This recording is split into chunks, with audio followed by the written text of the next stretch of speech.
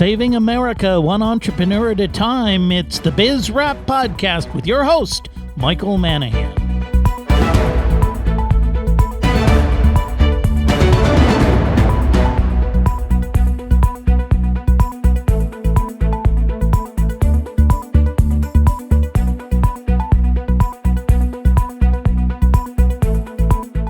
The show that celebrates small business and entrepreneurs, it's Biz Rap Radio with your host, small businessman, educator, and author, Michael Manahan.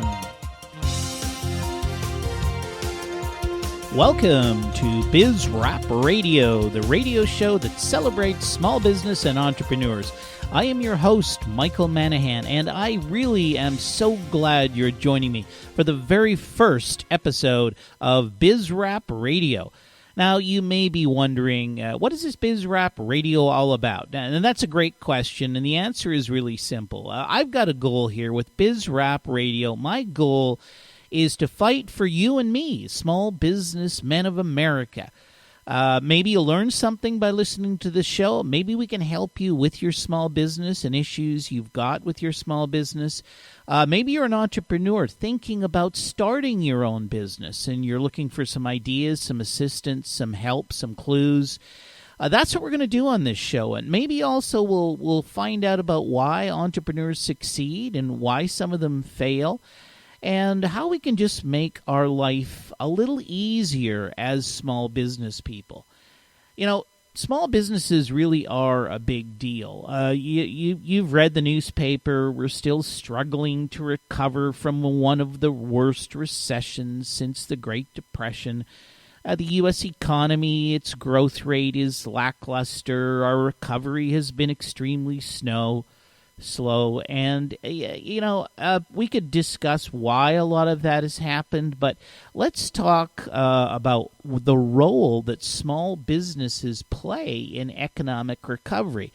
Now, do you know that most new jobs in the United States are created by small business? Yes, that's right. Small business, not big corporations, not multinationals, not the government, but most new jobs as we pull out of a recession historically have been created by small businesses. That's the small businesses that are operating, in your neighborhood. The dry cleaner, the insurance company, the consultants, the auto repair shops, the printing companies, the roofer, the authors, the retailers, restaurants. I mean, the list goes on and on and on. There is millions and millions of small businesses in the United States creating jobs. In fact, there is about 30 million small businesses in the United States, if you can believe that.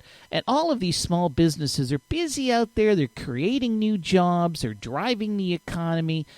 And most of us who work in the United States actually work for small businesses. Yes, that's true. I know there's a lot of belief that everybody's working for some huge corporation, but really it's just not true. Most people, the majority of people who are working in the United States, work for a small business.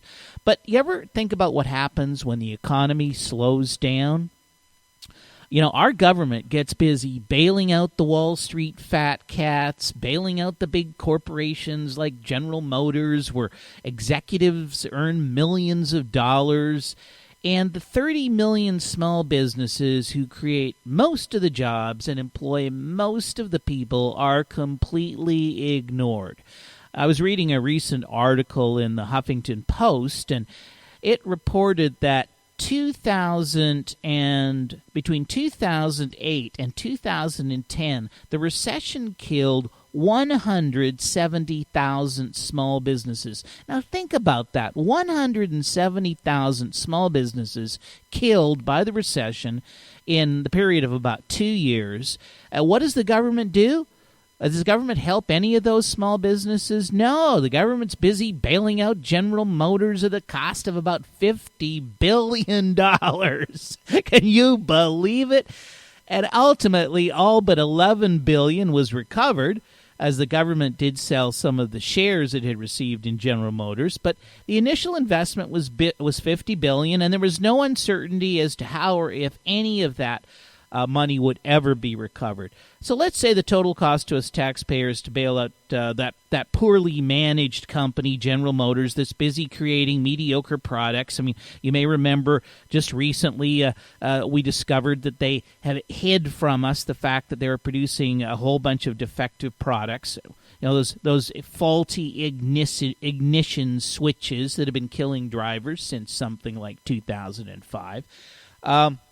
But, of course, they hid all that information from us and from the government. And as typically they do now, big corporations, the minute they get into trouble, rather than trying to fix themselves, they run off to Washington and Capitol Hill and beg for your and my tax money. And who really knows at the end of the day what this bailout of General Motors cost? But think about this. Let's just say it was $50 billion. Now, at the time of the bailout, according to the National Review, General Motors had 91,000 employees in the United States. That means, if you do a little bit of a calculation, that it cost us $450,000 for every single job we saved at General Motors. $450,000 for each job saved.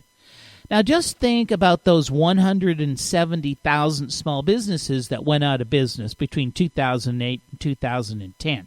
If we'd given them $50 billion, that would have been $300,000 for each one of those small businesses. And each one of those small businesses employs many, many, many people.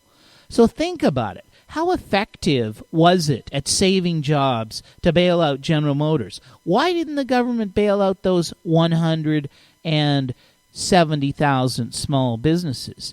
It's just really crazy when you think about it. We could have created so many more jobs by helping small business to get through the recession. Now, you may say, well, why did the government bail out General Motors in the first place? I mean, why would they have spent all of that money? You think it might have something to do with the automotive industry lobby in Washington? Or how about those campaign contributions from General Motors and its executives to certain political candidates? Or how about political campaign contribution from the Autos Workers Union to certain candidates? You know, when you analyze the actions of our government on issues like the bailout of General Motors, you really can only come to one of, three conclusions, I suppose. One possibly is the government bailed out GM. It was a payback for political support and contributions from the company and the unions. A second possibility is that people in government who advise politicians on the economy really don't understand the full impact of small business and its role in economic growth. Of course, the third possibility is that our government really has an agenda that discriminates against small businesses. Any of those three scenarios are reason enough to be concerned, but in my opinion, I believe Scenario 1 and Scenario 3 are true. The government decision to bail out GM was fundamentally political payback. And our federal government, in particular, discriminates against small businesses. And, we're going to explore that topic just a whole lot more as our show goes on. So what is this show all about? I'll tell you, it's about fighting for all of those small businesses that create most of the jobs and who employ most of the people, but who get discriminated against by governments from Washington right to your local city hall. We're the subject of intense scrutiny by the IRS. We're forced to comply with rules and regulations that make no sense whatsoever, but that is the plight of the small business in America. So on this show, we're going to expose how big business and government have colluded to make it much more difficult for you and me, small businesses and entrepreneurs, to do business and to get the funding we need to start and operate our businesses. And that's another big issue, by the way, the whole concept of funding. You need capital to run your business. Our government has, between Wall Street, the SEC Securities and Exchange Commission, and the big banks, it's made it increasingly difficult for small businesses to operate and get the funding they need. So that's what this show is going to be about. But, I need your help with this show. I need your contribution. If you've got a question about small businesses, if you've run into a problem or an issue that you need help with, if you've been targeted by the IRS or some other government agency that's making it tough for you to do business, well, I want to hear from you. Have you had problems with your bank, your credit card merchant processor, a lender or finance company, or maybe you've got a success story you want to share with us, or you've got a horror story you'd like to share, or maybe you just have a comment in general about something we've discussed here on BizRap Radio.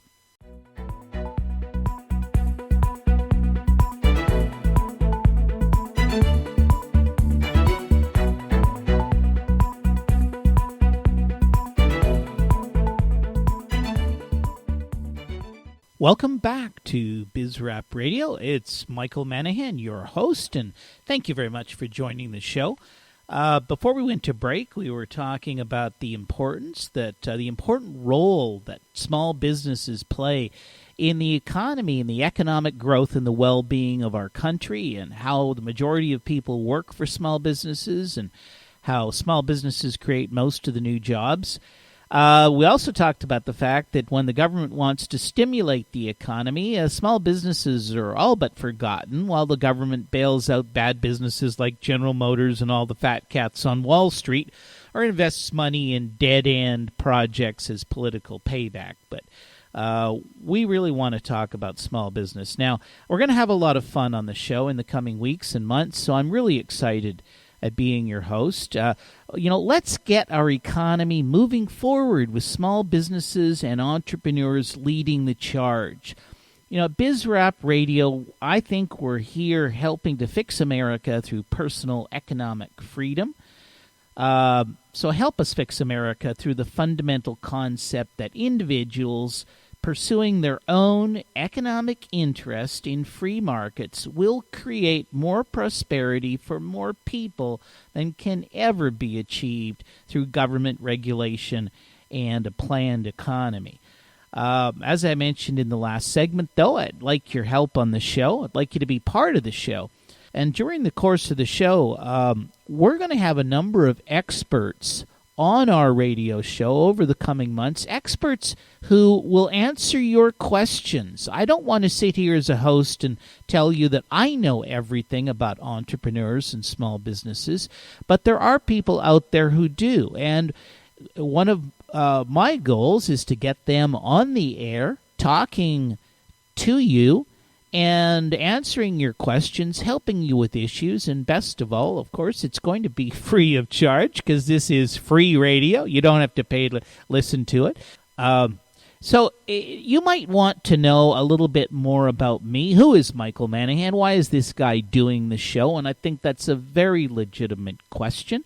I am an entrepreneur. I'm a small business owner. I'm also an educator.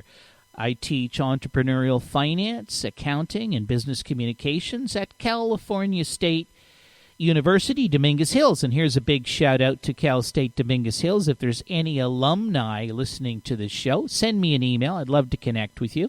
For those of you perhaps listening who are not familiar with Cal State, the Cal State University system, it is a system of 23 campuses and serves over 400,000 students here in the state of California. And, as they say on the Cal State Dominguez Hills campus, go Toros. I'm also an entrepreneur.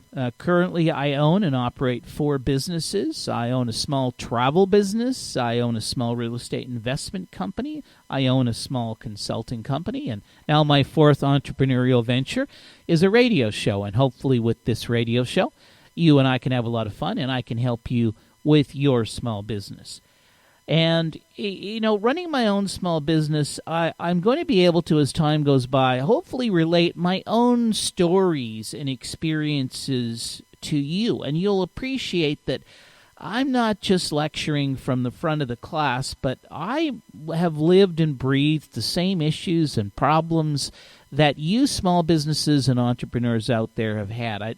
I'd love to explore more the challenges that we face as small businesses and entrepreneurs, and how we fight in order to do what we do, because we want to be entrepreneurs and business people, but how it is not easy. I've struggled, I've had some successes, I've had some failures, and I'm sure many of you have as well, and I'd love to hear your stories.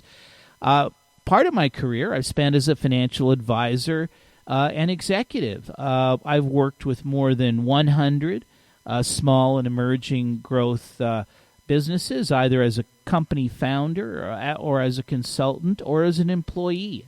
My assignments have included everything from acting as a chief financial officer to assisting companies in putting together business plans and financial projections, helping companies design their organizations, and assisting companies in raising capital. I've done a lot of work in the capital raising, and I realize it's a very frustrating experience for many of you small business people out there. So hopefully we'll have on the show, as time goes by, some experts on raising capital who've got some suggestions and ideas and helpful hints for you if you're in the position where you're trying to raise money for your own business. I've worked with over 100 management teams, and working with them, I've been able to observe them in action.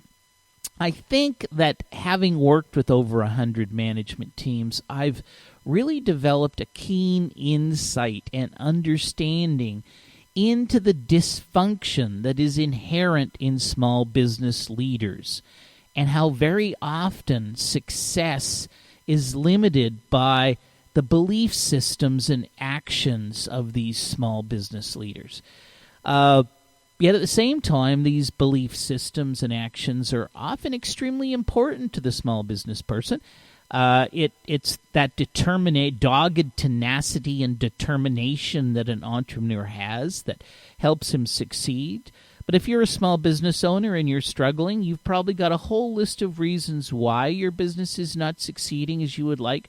But my question to you is your name on that list? As with many things we as humans try to achieve, we are often our own worst enemies.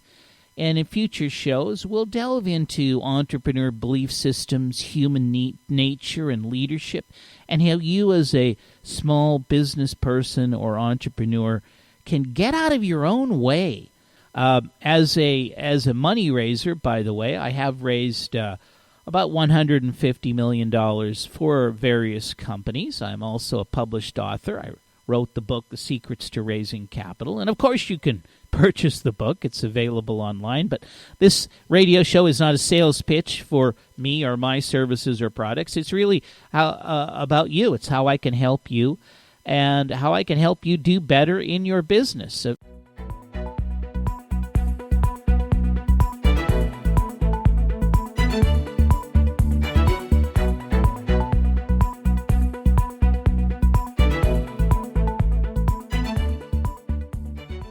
Welcome back to BizRap Radio. I'm your host, Michael Manahan, and thank you so much for listening to the show. If you're just joining us on BizRap Radio, this is the show that celebrates small business and entrepreneurs. Did you know that small businesses create most of the new jobs in the U.S.? Did you know that most people in America work for small businesses? But as we talked about earlier in the show, when the government wants to stimulate the economy, all that money goes to bail out the big corporations like General Motors and the fat cat investment bankers on Wall Street. And the foundation of our country, small businesses and entrepreneurs, just seem to get left out of the equation. But, you know, it's not just the government that seems to do a great job of ignoring small businesses. It's also our media. I've got a recent copy of the business section of the Los Angeles Times sitting here right in front of me, and just scanning quickly through the business section of the LA Times. Who's in the news? Disney, Sony Pictures, Volkswagen, Dish Network, JP Morgan, Los Angeles Dodgers, Allergan, and a number of other mega corporations. There's not one article of relevance to an entrepreneur or a small business person. You would think that at least one article, a measly 400 or 500 words in a regional newspaper like the Times, would have something that's relevant to small businesses. But no. What's relevant to small businesses? How about I-9 compliance when hiring employees? And we're going to talk a lot about that. How about minimum wages that affect small businesses, city taxes on small businesses, and all of the wacky and obscure rules and regulations that make it tougher for small businesses to operate? Or how about the slow pace at which our government approves business licenses, or the eons it takes the Liquor Control Board to approve a license to sell alcohol? Or how about IRS abuses of small business? And how about the government's policies that have restricted the flow of capital to small business? Any mention of these topics in the LA Times? Of course not. To the Times, most major media outlets, I'm sorry, my friends out there, but you small businesses just don't exist. The world revolves around these big corporations and the so-called gurus who run them. Speaking of gurus, ever notice how the media plays up the chief executive officers of these big corporations? I mean, the media sure did that with Meg Whitman. Meg Whitman was the CEO of eBay, and under her tenure, the company went from $4 million in revenue to $18 billion. Article after article in major business journals. Accolades up the yin-yang, and no honor too great for this guru of industry. Meg ended up with a couple of $1 billion and even took a run at trying to get elected as governor of the state of California. According to the so-called business experts, you couldn't find a more savvy, capable, and competent executive. So what happened? The board of directors of Hewlett-Packard, the computer company that was started by Bill Hewlett and Dave Packard way back in 1939, by the way, with only $538 and in their garage. Yes, they were really small business people and entrepreneurs, but their successors, the current day board of directors of Hewlett-Packard, hired Meg Whitman to run the company. By the way, today's equivalent of $538 in 1939 is over $9,000 today. And one of the big concerns we as small business people and entrepreneurs must have is the deteriorating value of the dollar. That means that what Bill and Dave could buy in 1939 for $538 is going to cost us $9,000 today. And we really need to be concerned about the huge decrease in value of our dollar. And who's to blame? Of course, it's the monetary policy of our federal government, but it seems our federal government would rather blame rich people or something like that. But don't worry. Many of you small business people, owners, fall into that rich category the government is talking about, so don't be surprised when they come gunning for you. Anyway, back to our guru Meg. This wonder kid of management who created eBay was hired to run Bill and Dave's company, Hewlett-Packard. Apparently she's doing a great job, unless you happen to be employed at Hewlett-Packard, because Hewlett-Packard just announced that it is laying off 50,000 employees. Way to go, Meg! I wonder how many of the management team who've been running the company into the ground for these many years also got the axe. I've been trying to find out, but amazingly, none of HP's press releases give us any of that information.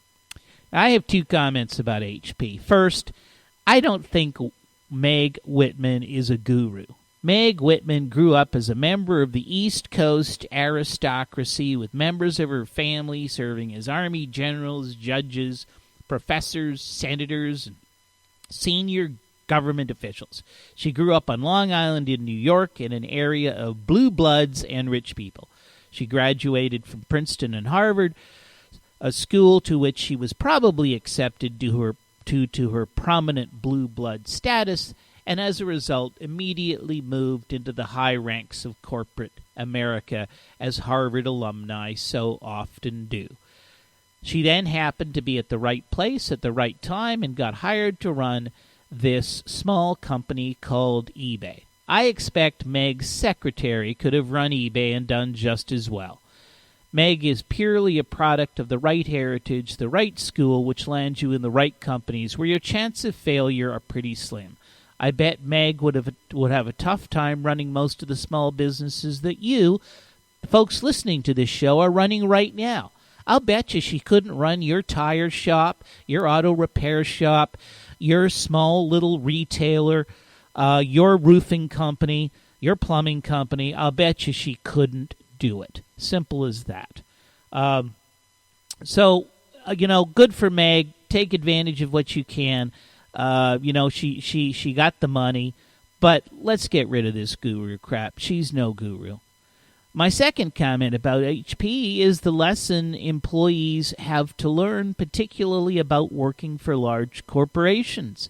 Your financial future is tied into the decisions being made by the people in your organization, the people at the top.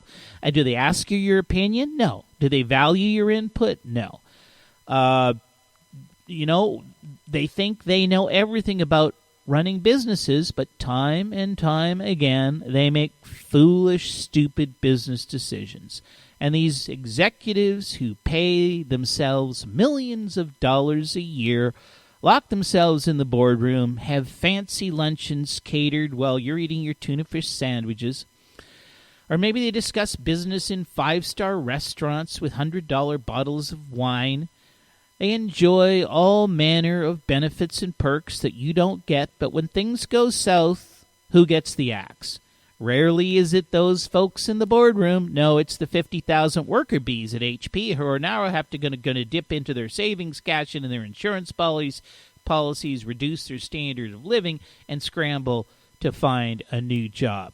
Meanwhile, the executives are back in the boardroom with their catered lunches or back in the five-star restaurants trying to figure out what to do next. Go back and look at the Wall Street Journal. There's story after story about big corporations making really bad decisions, but rarely do these big corporations or the executives at these big corporations get canned, or if they do, next week they're running some other big corporation. So what's the lesson you should learn? Well, the lesson you should learn is instead of working for a big corporation, or even if you work for a big corporation, be a small business owner and an entrepreneur. Have a business on the side. Do something part-time. Earn money outside of your main job or place of employment. Write articles. Turn your hobby into a business. Join a multi-level marketing organization. There's hundreds of ways you can make money on the side. Buy and sell stuff on eBay. But don't get caught into the trap like many of these employees at HP, where when the axe falls, the 50,000 people go, and you're one of them, and now you're not financially prepared for that, and it becomes a hardship on you.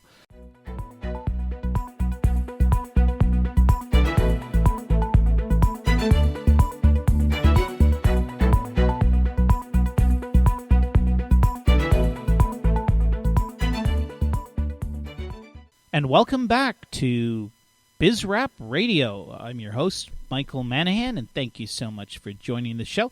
This is the show all about small business and entrepreneurs. And, as small business people, one of the things that all of us need to deal with is a bank. We need a financial institution. We need checking accounts. We may need savings accounts. We may need merchant accounts. We may need credit card processing, but For any legitimate business today, you pretty much have to have a bank account to operate. And I want to talk about banks a little bit because I have been hearing a lot of very disturbing news, particularly from customers of Chase Bank, about having their accounts closed with basically for no reason whatsoever, or perhaps maybe with unreasonable reasons. What appears to be happening is people get a letter, small business people are getting letters in the mail, and the letter reads something along the lines of your bank account or your credit card is being closed, and one of the reasons it's being closed is because our association with you presents a reputational risk. The letter typically gives a little bit of time before the bank account or the credit card is closed, but for anybody who's a small business person, if your bank account is shut down, if your credit cards are turned off, you're in big trouble. You've got to scramble around, try and find another bank, try and get another credit card. You know, these days, many of us entrepreneurs, we use our credit cards to finance a business because banks don't finance small businesses anymore. So what do? You use your credit card. You got a $30,000, $40,000, $50,000 limit on your credit card. You're using that credit card to run your small business. And then all of a sudden you get a letter from Chase that says, based on reputational risk, whatever that means, your account is being closed down. Now, the reports I'm reading are saying that people try and call the 800 number, the toll-free number at Chase, and basically when they do, they are told by Chase, well, we can't tell you what that means. We can't tell you why we're closing your accounts. But what we can tell you is, according to our credit card agreement or our bank account agreement, we have every right to stop doing business with you at any time that we so desire. So if you are a customer of Chase Bank, if you have had any of these issues or problems, I'd love to hear about it. Go to bizrapradio.com, check on the box that says suggestions or feedback, and tell me your story. I want to know if Chase Bank is shutting down your company's accounts, or if any other bank is arbitrarily shutting down your accounts. Now, apparently I read one article on the internet where it was made evident to one particular person, a former porn star, that her account was being shut down because she was a former porn star.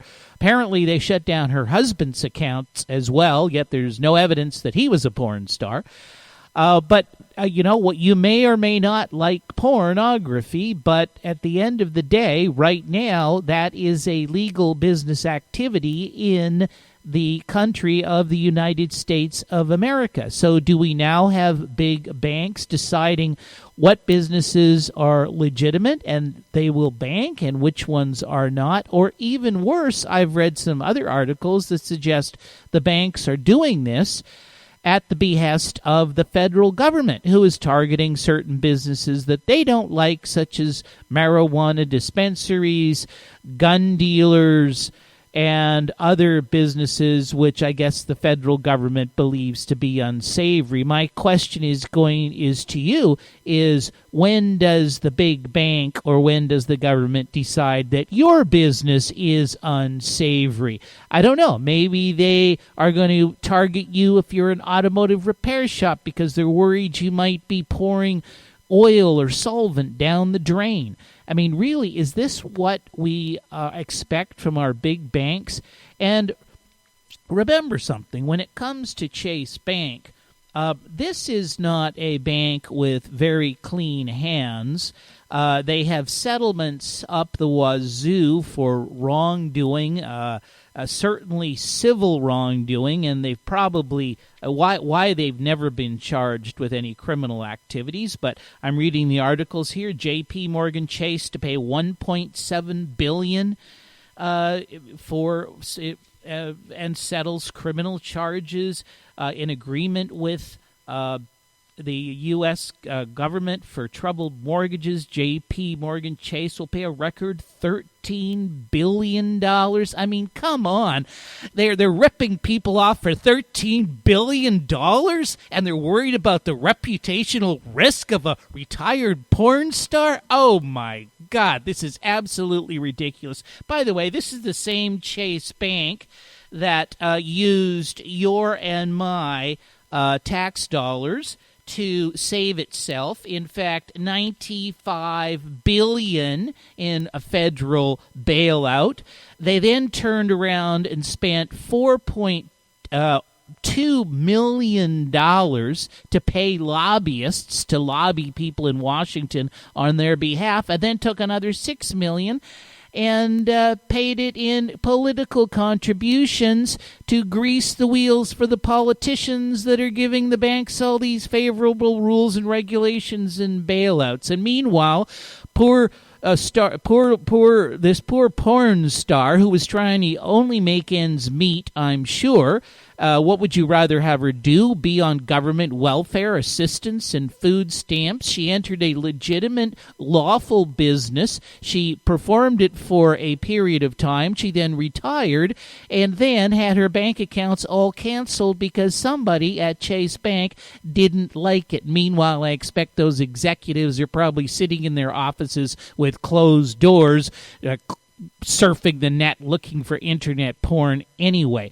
And if this has happened with any other bank, please also let me know. I tried to find out. I did searches on Wells Fargo closing accounts, American Bank of America closing accounts, U.S. Bank closing accounts, and the only one I could come up with that had a real dearth of websites and stories about banks being closed arbitrarily was Chase Bank. So I really want to find out if this is happening with other banks, but certainly this is an unbelievable risk to small businesses. If you are running a small business, if you're an entrepreneur, have a backup plan. If you want to keep dealing with Chase, that's fine.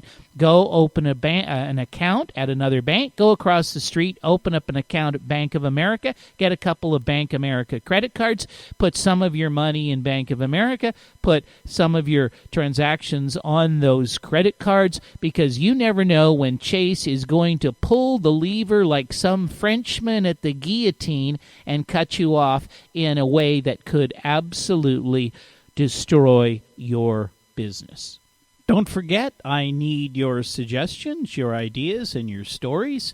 So that just about brings us to a close for this first episode of BizRap Radio, and thank you so much for joining me. I have really enjoyed being here and talking to you. I've got a whole lot of ideas for future shows and special guests I'm going to have on the show, and I'm really looking forward to contributing to your knowledge base as an entrepreneur and as a small business person. Maybe I can help you run your business more effectively, more efficiently. I can help you make more money, or maybe I can help you raise the money that you need to get your business up and running and doing what you want it to do.